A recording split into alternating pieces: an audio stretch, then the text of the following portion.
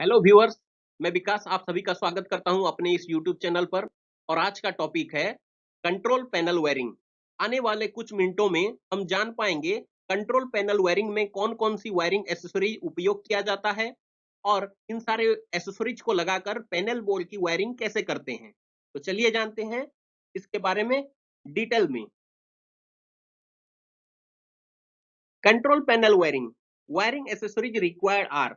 Control panel wiring करने के लिए जो जो वायरिंग एसेसरीज लगता है वो है पीवीसी चैनल्स और raceways, DIN rails, G channels, terminal connectors, wire ferrules, lugs and thimbles, cable binding straps and buttons, nylon cable ties, slips, grommets, wire clips, rotary switch etcetera. पहला है PVC channels और रेसवेज। यह एक inspection type PVC से बनाया हुआ enclose channel है जो कैबिनेट के अंदर इलेक्ट्रिकल वायरिंग के लिए एक मार्ग बनाता है। इसमें अच्छी वेंटिलेशन और विजुअल इंस्पेक्शन की सुविधा के लिए चैनल के दोनों तरफ ओपनिंग स्लॉट्स होता है। यह पैनल के अंदर तारों को धूल, नमी, कोरोशन, पानी घुसने से, गर्मी से, मैकेनिकल डैमेज और फिजिकल खतरों से भी बचाता है। दूसरा है डीन रेल्स। यह एक जिंक प्लेटेड या क्रोमेटेड मेटल रेल है जिसका उपयोग कैबिनेट के अंदर स्क्रू लगाए बिना ही कंट्रोल एसेसरीज जैसे कि MCB, contactors, overload release, timers आदि को आसानी से इंस्टॉल किया जा सकता है। जी चैनल्स। यह एक जिंक कोटेड मेटल चैनल है जो विशेष रूप से कैबिनेट के अंदर स्क्रू का उपयोग किए बिना ही स्प्रिंग लोड या डबल डेक टर्मिनल कनेक्टर्स के माध्यम से फीट को माउंट करने के लिए उपयोग किया जाता है। Terminal connectors. यह दोनों साइड में लगा हुआ इंसुलेटेड स्क्रू टर्मिनल्स का एक सेट होता है जो कैबिनेट के अंदर लगा रहता है और इसमें control switch, limit switch, input output terminals और मोटर टर्मिनल्स आदि को लगाया जाता है। टर्मिनल कनेक्टर्स के साथ बैरियर स्ट्रिप्स या क्लैंपिंग प्लेट्स लगाकर इसको टाइट और इलेक्ट्रिकली स्ट्रॉन्ग बनाया जाता है। यह विभिन्न आकार तथा करंट और वोल्टेज रेटिंग्स में उपलब्ध होता है। Wire ferrules. यह पॉलीमर, प्लास्टिक या रबर या फाइबर से बना एक छोटा गोलाकार रिंग होता है। इसे किसी पार्टिकुलर टर्मिनल या उपकरण के तारों को आसानी से पहचानने के लिए उपयोग किया जाता है। इसे एक तार के दोनों एंड्स पर ब्रेसलेट के जैसे डाला जाता है। यह आमतौर पर नंबर्स या लेटर्स के साथ पीले रंग यानी कि येलो कलर में प्रिंटेड रहता है। यह विभिन्न आकार जैसे 1 square mm, 1.5 square mm, 2.5 square mm आदि में उपलब्ध होता है। लग्स एंड थिम्बल्स। यह एक सिलिंड्रिकल बैरल है जिसके साथ गोलाकार रिंग या सिलिंड्रिकल रॉड या यू शेप या फ्लैट सरफेस जुड़ा होता है जो एल्यूमिनियम, ब्रास या कॉपर से बना होता है।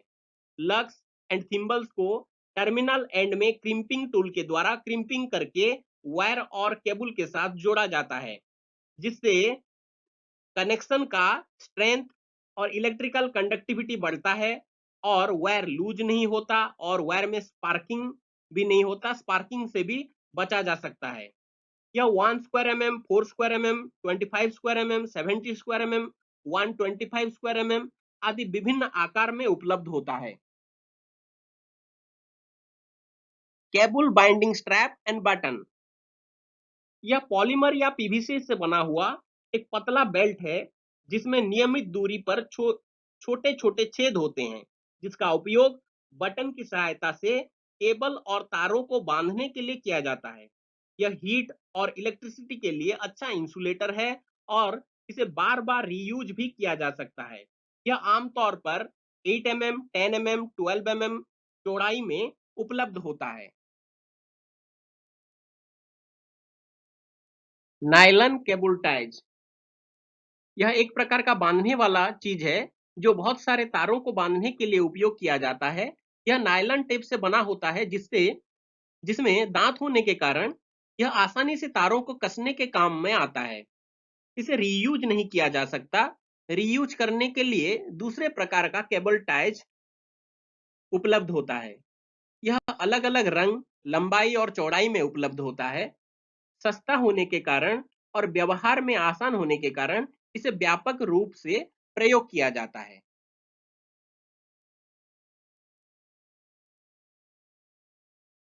स्लिप्स यह एक ट्यूबुलर फ्लेक्सिबल इंसुलेटर है जिसमें बिजली की तारों को डाला जाता है। इससे वायर्स का इंसुलेशन भी बढ़ता है और आसानी से तारों को पहचाना जा सकता है। यह तारों को घर्षण से, गर्मी से, केमिकल और फिजिकल डैमेज से और रेडियो इंटरफेरेंस से भी बचाता है।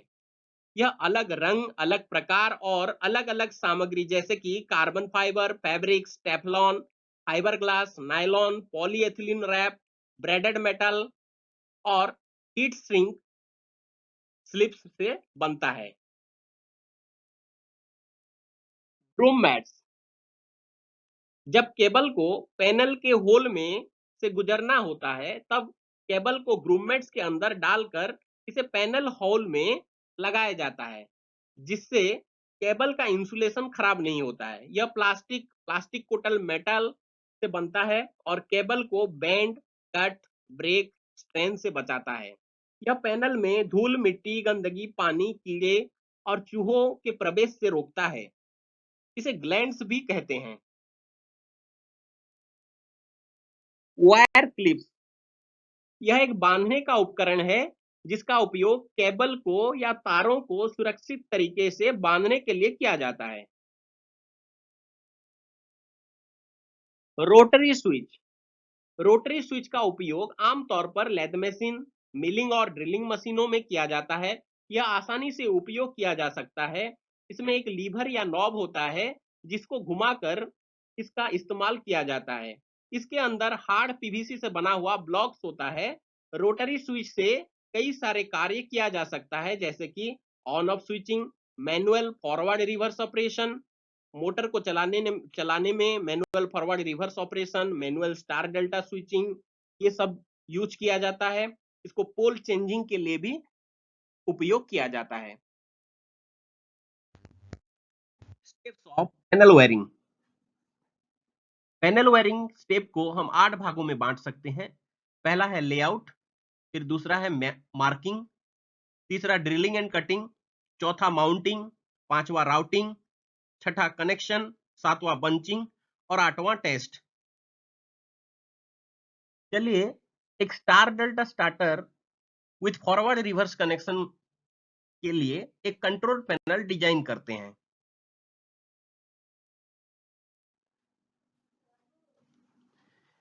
यह है layout of automatic star delta starter with forward reverse connection. इसका लेआउट पहले बनाएंगे। पैनल के सामने की ओर हम लैंप्स, पुश बटन स्विच और आइसोलेटिंग स्विच लगाएंगे तो इसका लेआउट बनाते वक्त हमें इक्वल डिस्टेंस में लेआउट बनाना पड़ेगा जिससे पैनल देखने में अच्छा लगेगा। इसके बाद कैबिनेट के अंदर वाले हिस्सों में एमसीबी के लिए control transformer, contactor, timer, overload relay और टर्मिनल कनेक्टर्स के लिए हमें लेआउट बनाना पड़ेगा। अभी जैसे आप स्क्रीन पर देख रहे हैं, एमसीबी कंट्रोल ट्रांसफार्मर कंटैक्टर का हो गया है। अभी इसके बाद टाइमर और फिर ओवरलोड रिले और लास्ट में कनेक्टर के लिए एलमैक्स कनेक्टर भी बोलते हैं इसको, टर्मिनल कनेक्टर्स को। इसके लिए हमने लेआउट बना लिया है। अब लेआउट बन जाने के बाद उसी लेआउट के हिसाब से हम टाइमर यूज करके पैनल कैबिनेट के ऊपर इसका स्केचिंग करेंगे, इसका ड्राइंग करेंगे या मार्किंग करेंगे। इसमें मार्किंग टूल के हिसाब से हम स्क्राइबर या किसी दूसरा मार्किंग टूल भी यूज कर सकते हैं। स्केल भी यूज करके हम इसका मार्किंग करेंगे। अंदर कैबिनेट के अंदर स्केल और स्क्राइबर की मदद से जहां पर हमें डीन रेल लगाना है उसको मार्किंग करेंगे और उसके 3 पॉइंट्स निकालेंगे, बीच में 3 पॉइंट्स निकालेंगे जहां पर स्क्रू से डीन रेल्स को हमें टाइट करना पड़ेगा। उसके बाद हर एक डीन रेल पर जो जो एसेसरीज लगना है जैसे कि पहले में एमसीबी को लगाना है, दूसरे में कंडक्टर, तीसरे में रिले टाइमर लगाना है, उस हिसाब से हम इसको करेंगे। फिर इसके बाद आता है मार्किंग के बाद थर्ड स्टेप है ड्रिलिंग और कटिंग। तो जैसे जहां पे हमने मार्क किया है उस जगह को हम ड्रिलिंग या कटिंग करेंगे। चौथा स्टेप है हमारा, चौथा स्टेप है माउंटिंग। तो जहां पर हमने जगह बनाया है माउंट करने के लिए, पहले आइसोलेटर लगाएंगे स्क्रीन पर जो आप देख रहे हैं, फिर रेड, येलो और ब्लू लैंप्स लगाएंगे, स्टॉप बटन लगाएंगे, स्टार्ट बटन, यहाँ पे फॉरवर्ड रिवर्स का जो कनेक्शन कर रहे हैं तो फॉरवर्ड के लिए और रिवर्स के लिए 2 बटन लगेगा। फिर ऑन, फॉरवर्ड और रिवर्स के लिए 3 लैंप लगाएंगे और ये साइड में ब्लैक कलर का ग्रूमेट्स लगेगा। इसके बाद हम डीन रेल को लगाएंगे और इसको स्क्रू से टाइट करेंगे। स्क्रू से टाइट होने के बाद डीन रेल के ऊपर हम MCB1, MCB2, MCB3 और कंट्रोल ट्रांसफार्मर को लगाएंगे। इसके बाद contactor 1, contactor 2, contactor 4, contactor 3, contactor 5, timer और ओवरलोड रिले को लगाएंगे। इसके बाद LMX कनेक्टर X1 और X2 जो टर्मिनल कनेक्टर्स है उसको हम लगाएंगे। तो इसी प्रकार हम माउंट करेंगे। ये हो गया हमारा चौथा स्टेप, माउंटिंग का खत्म हो गया। इसके बाद आता है पांचवा स्टेप, जिसे राउटिंग कहते हैं। इस स्टेप में हम वायर्स को लगाएंगे और सारे वायर्स को रेसवेज के अंदर राउटिंग करेंगे। एक्सेस वायर जो होगा उसको काटेंगे और वायर्स के दोनों एंड पर इजी आइडेंटिफिकेशन के लिए वायर फेरुल्स और लग्स को लगाकर इसे क्रिम्पिंग करेंगे। इसके बाद हम इसका कनेक्शन करेंगे, जिसे हम वायरिंग भी कहते हैं। इसके लिए हमें कनेक्शन डायग्राम को फॉलो करना पड़ेगा। ये देखिए, control circuit of automatic star delta starter, और इसका एक पावर सर्किट भी होता है, power circuit of automatic star delta starter. तो ये दोनों सर्किट को देखकर हम यह ऑटोमेटिक स्टार डेल्टा स्टार्टर का जो कनेक्शन है उस कनेक्शन को पैनल के अंदर इसका वायरिंग करेंगे। 7 स्टेप है बंचिंग।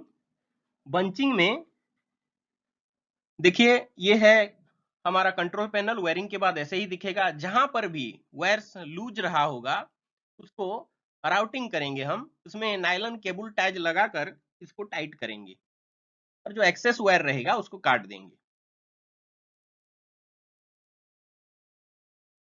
इसके बाद जहां पर देखिए, ये है केबल रेसवेज और इसे चैनल भी कहते हैं। ये जो 33, 34, 41, 35 लिखा है इसको केबल लेबल भी कहते हैं और फेरुल्स भी कहते हैं। ये नंबर्स में और लेटर्स में आता है। इसको लगाएंगे जहां पर जरूरत हो और वायर क्लिप्स को लगाकर डोर को ओपन क्लोज एक बार फिर से चेक करेंगे कि ठीक से ये खुल रहा है, बंद हो रहा है कि नहीं। तो ऐसे ही हम इसका बंचिंग करेंगे और बंचिंग करके लास्ट स्टेप होगा हमारा टेस्ट।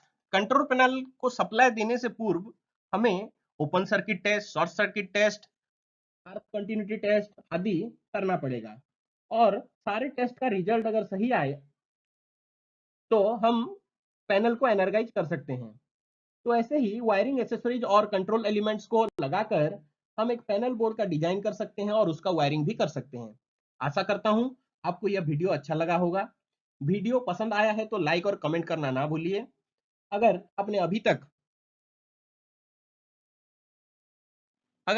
तक मेरे चैनल को सब्सक्राइब नहीं किया है तो नीचे दिए हुए सब्सक्राइब बटन पर और बेल आइकन पर क्लिक जरूर कीजिएगा। Thank you for watching.